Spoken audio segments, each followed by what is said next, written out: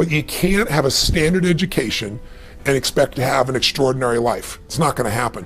The one breakthrough for all leaders is constant, never-ending improvement. And that means educating yourself and continuing to develop even greater emotional mastery, because that's what affects whether you execute or not. The opportunity for self-education is there. We have to change our psychology from, I'm going to do what everybody else does and I'm mad because it doesn't work anymore, to the reality is this is the greatest time to be alive if you're growing, you're learning, you're educating, and you're developing valuable skills.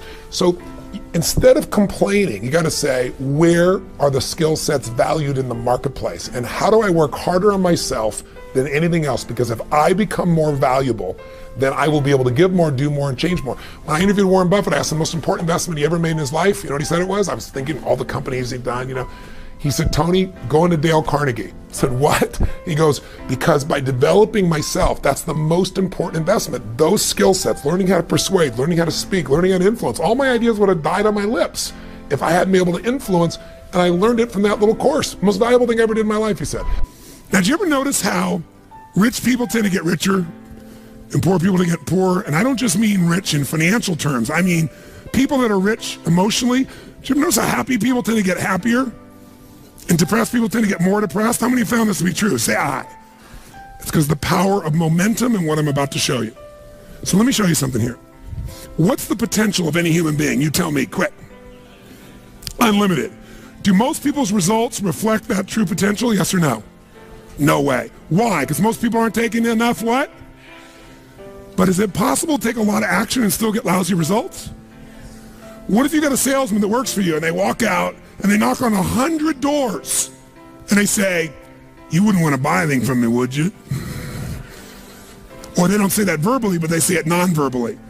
Is that going to affect their results? Yes or no? So it's not enough even to take enough action, because when we believe it's not going to work or we're uncertain, does that affect how much of our potential we tap? Yes or no? See, if you don't think it's going to work, you're not going to put out a bunch of your energy when you think it's going to fail. And by the way, when you're not sure, you tap little potential. Do you take little or a lot of action? When you're not sure, when you think it's not going to work, you take massive action or little action? Now, when you take little potential with little action, what kind of results do you get? Little lousy results. And when you get lousy results, what does that do to your belief? You go, see, I told you it wasn't going to work. Told you it was a waste of time. And then, by the way, when you have less belief, how much more potential do you take? More or less? If it's possible, you tap less potential, more or less action. Less. And what happens to your results? They get even what? And now they got worse results. What's that do to your belief? And by the way, now you see the current economy. Isn't it true? Everybody out there is going, oh my God, the results are so bad, it's going to get worse in the future. So I better pull in my horns, there's less potential, so I'm not going to push as hard. I'm not going to take much action. Oh my God, I'm getting lousy results with little potential action. Oh my God, it's going to get worse. That's what creates a recession, depression, whatever you want to call it. How do you change that? A lot of people, and even a lot of businesses say, well, gosh, we train our people. Who's ever done this? You train your person, they do well for a while, and then they drop off in their skill set. I don't care if it's sales, I don't care if it's a technical skill, having to do with accounting or something on the computer. Who's experienced this with people you work with? Say aye. Now, you're highly motivated. It's your business, or you're the leader in the business, or you're the manager, or you're the head of department, or whatever. So you got a lot of drive. So you bring emotion to the table, and you do enough repetition that you master it. They don't. If you give up on them, you're losing and missing out on what it takes to train someone. So here's how training looks. In the beginning of training, when you first start doing something, how fast do people learn and make shifts? Slow or rapid? Huge rapid change happens, right? There's this giant growth that occurs. Now, what eventually happens to anybody when they start to learn something? A new sport, a new business, a new relationship. What do they get to? What do you call it? Plateau. So think of it this way. Some people, their philosophy of life is dabbling.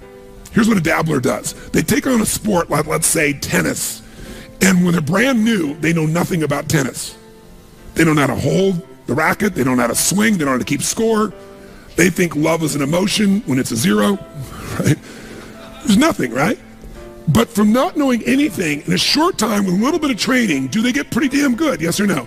If this is 100% mastery and this is zero, They might go to 20 or 30% growth like that within a few days, a few weeks. How many follow what I'm saying here? Say aye. Now what's interesting is, will they top out? Yes or no? There'll be a point in which they plateau. What's a plateau? It's when you're doing the same amount of effort, but you're not getting the same level of reward. You're not making the same progress. So in the beginning, how hard is it to make progress when you're a brand new company? I mean, creating a product is progress. Selling your first customers is progress. Getting your first account is progress. Pretty easy, right? When you're in a new relationship, just learning about each other and connecting and being intimate, there's progress, right? In playing tennis, taking up a sport, there's so much progress. But in every human being's experience, there's a point where you're working just as hard, but not making so much progress, and people don't like that. That's why I told you this. And what some people do at that point, if they're a dabbler, they decide to quit. This is obviously the wrong job for me. This is obviously the wrong sport. This is obviously the wrong partner. I shouldn't be in a relationship with this person. The minute they get to a point where they're not being fed, their ego is not being fed, they're not growing, they quit. And so if this was, for example, a dabbler who was in a position of tennis, they might quit tennis and now they say, you know what, I'm not a tennis player, I'm gonna do racquetball. And they get so excited about racquetball because like, oh, this is cool, look at this, because within a few days, what happens for everybody? They start from zero and what happens? Lots of what? Tell me, lots of progress, which feels really good, really fast. They didn't know how to racket. They didn't know how to turn. There were walls all around them and a ceiling. In a few days, bam, they're smashing off the back wall and the side wall. They're doing things Z's. And I mean, it's really cool. Plus, they get a new outfit and stuff, so they look cool. They got goggles. They join a new club. There's all this progress and stuff. So guess what? Grow, grow, grow, grow, grow. Everything's great, great, great, great, great. But eventually, who knows what happens? Eventually, they hit a plateau. And guess what? Rather than training themselves further for mastery, what do? They say it's the wrong sport. I shouldn't do this. I shouldn't be a racquetball player. And if I was going to show you as an example, you grab this real quick. If they've gone out and they've made all this progress, they're real happy. They go, go, go. They're growing, growing, growing. Boink.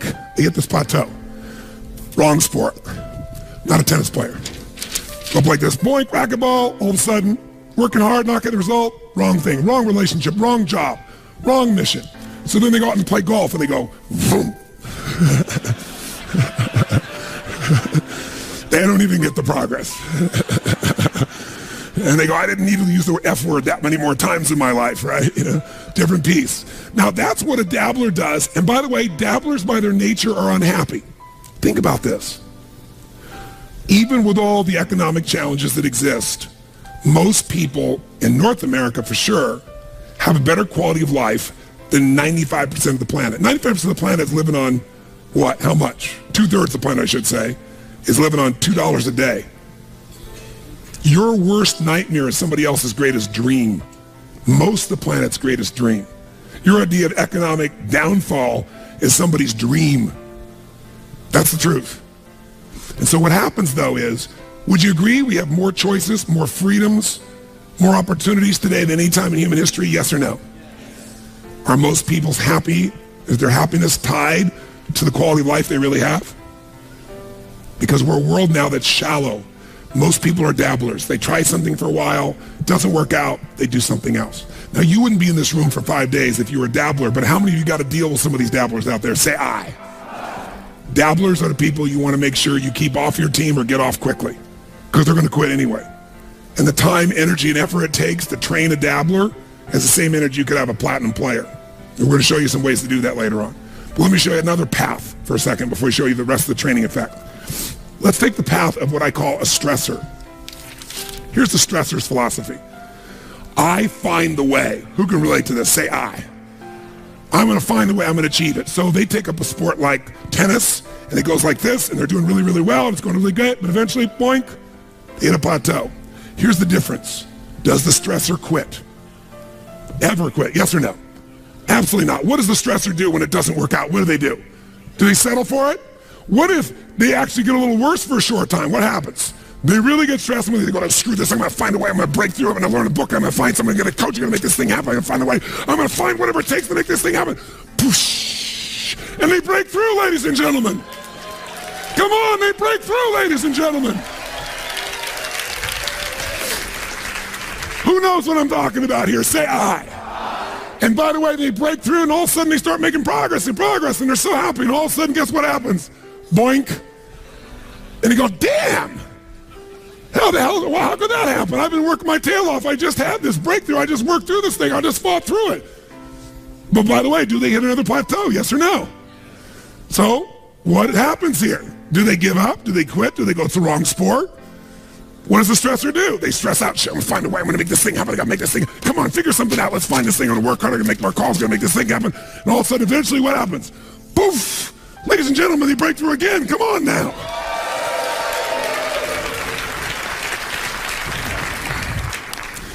And by the way, they eventually get where they want to be. The problem is they're so stressed out by the time they get there, they're so exhausted they can't enjoy it. Every person in this room who described failure described it for the following reasons. And I gave all the reasons: time, money, network we don't have, people we don't have, not the right management, not the right people, right? We don't have the resource. And they went through this whole thing. I said, what all these things, not of Supreme Court justices, what they all have in common is you're all saying we didn't have the resources to succeed. Money is a resource. Time is a resource. Technology is a resource. People is a resource. Experience is a resource. Supreme Court justices are so many resources, right? And they all agreed. I said, here's the only problem. I said, in my experience, and you correct me if you're wrong, and I want an honest answer. When we get out of ourselves and we look at human beings and their ability to succeed or fail, how many people you've ever met who did not have the resources and they beat somebody who had all the resources? I said, resources, when you look at the most powerful and effective people in history, were never the problem.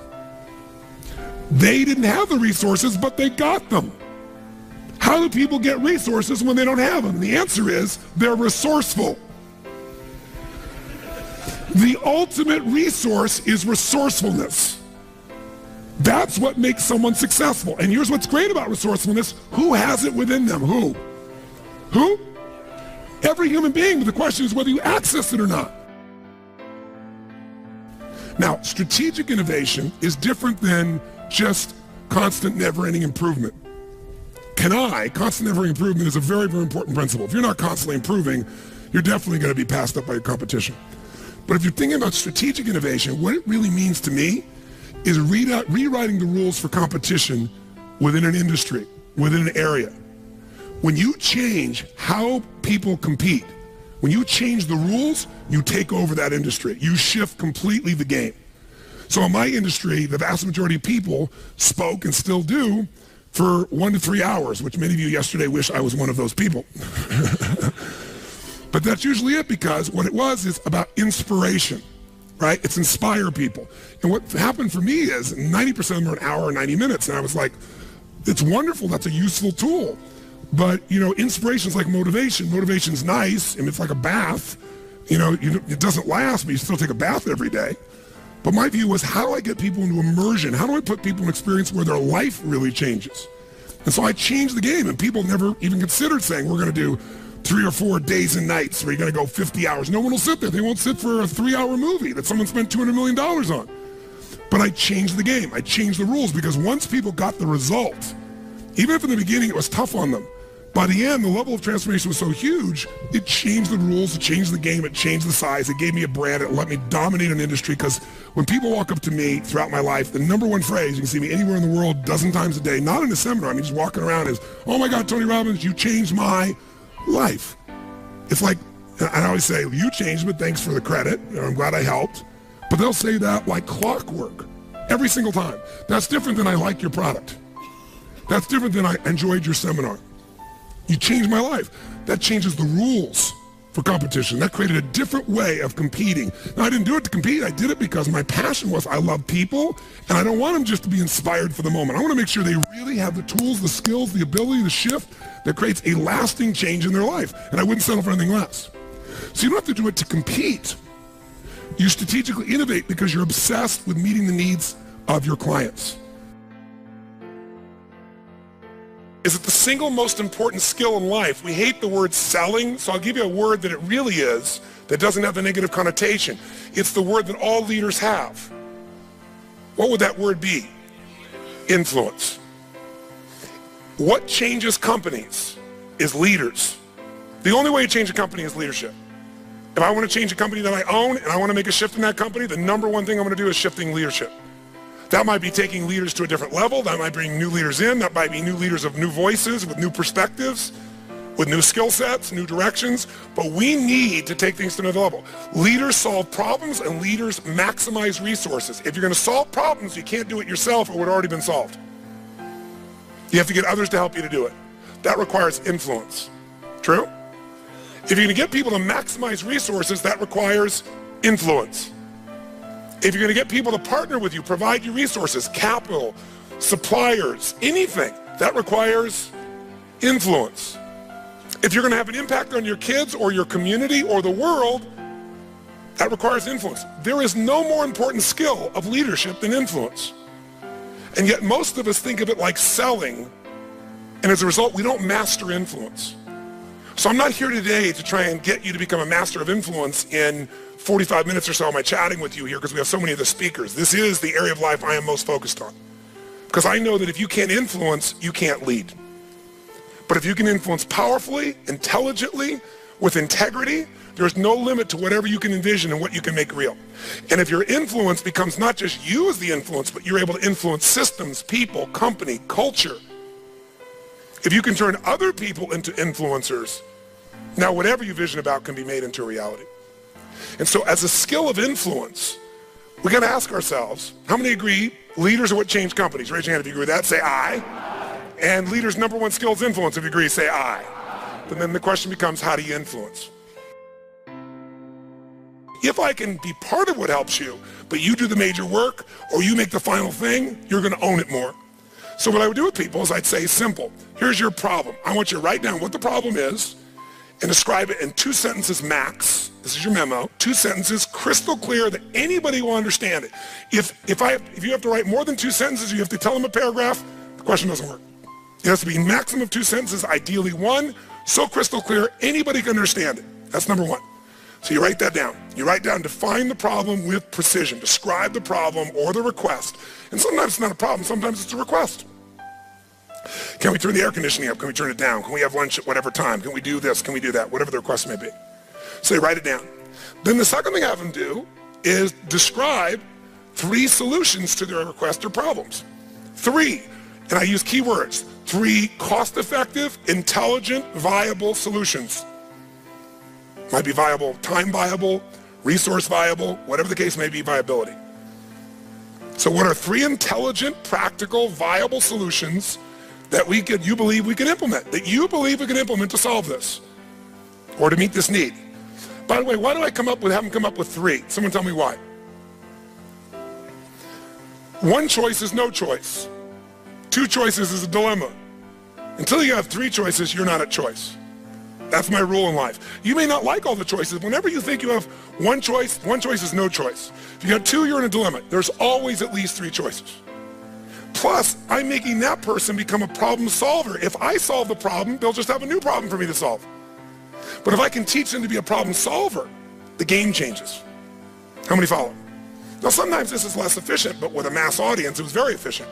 And then they turn that in, and then I have a choice. I can now respond back by saying, circle, I accept your request, or I think solve the problem, we'll do it with your number 1. Or I could modify it, I'm willing to do that, but I think we need to do this and this is the way to do it. Or I could reject it and tell them why. And then we'd have this communication. It was very efficient. This is very different than, tell me what you think we should do in a suggestion box. So now, tell us your question and then tell us at least 3 answers.